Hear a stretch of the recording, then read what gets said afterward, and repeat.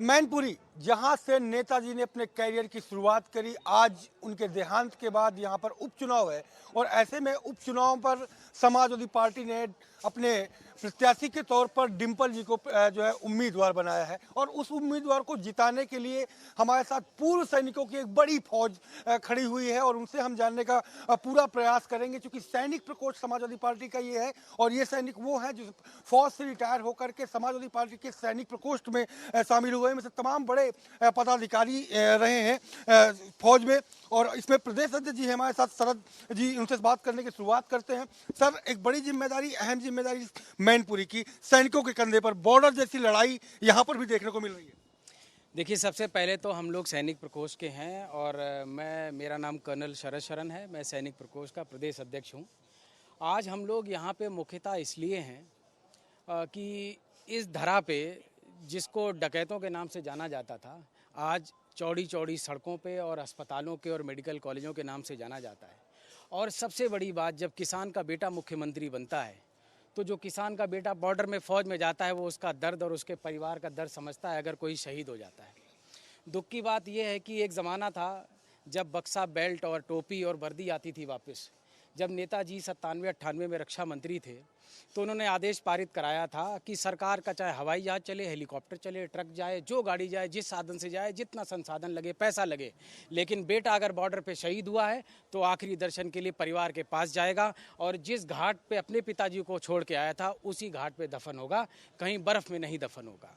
दूसरी बात, हमारे आज जो डिंपल यादव जी यहाँ से चुनाव लड़ रही हैं, एक फ़ौजी परिवार की बिटियाँ हैं और उनका विवाह भी एक ऐसे प्रगतिशील नेता के साथ हुआ है जो अपने आप में हिंदुस्तान का अकेला एग्जाम्पल है कि किसी बड़े नेता ने अपने बच्चे को पढ़ने के लिए मिलिट्री स्कूल भेजा हो, ना कि दून स्कूल या विदेशों के किसी पब्लिक या कैथलिक स्कूल में।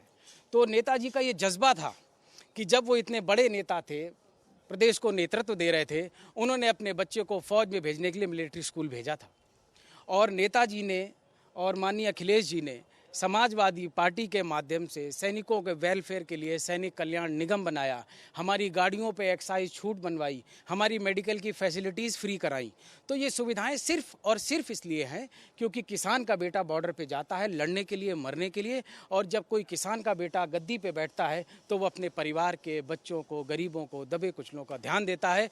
तो मुझे लगता है कि जब हम लोग सेना की नौकरी करके, देश सेवा करके, जो शहीद होने से बच के वापस आए ईश्वर की ईश्वरीय कृपा से, उनकी ये जिम्मेदारी बनती है कि अपने किसानों के लिए, किसानों के बेटों के लिए, किसानों के परिवारों के लिए संघर्ष करें।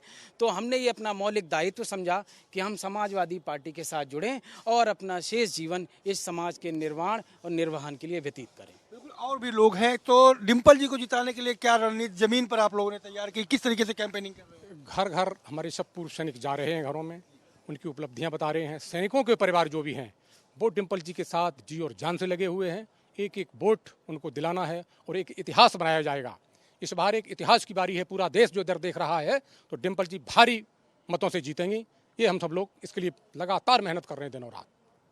क्या योजना है सेना के लिए? जो माननीय नेताजी ने किया और अखिलेश जी ने जो किया, वो उसका हम ऋण तो नहीं चुका सकते हैं, लेकिन जहाँ जितना कर सकते हैं वो बिल्कुल करेंगे और करते हैं।